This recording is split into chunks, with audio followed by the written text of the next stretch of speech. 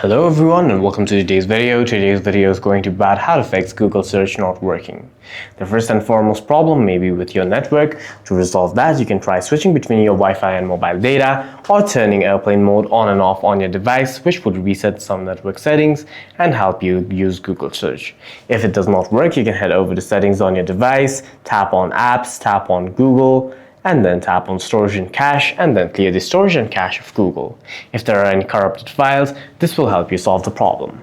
You can also head over to Google app and then head over to the three lines at the top right of your screen and then hit uninstall updates. This will reset Google to its default factory settings, in which case you might be able to use Google search. The other thing that you must keep in mind is that your device is updated to the latest version. For that, you can head over to settings, tap on system updates, and then if there are any updates, you can download it on your device and try again. For any further questions, please feel free to leave a comment down below.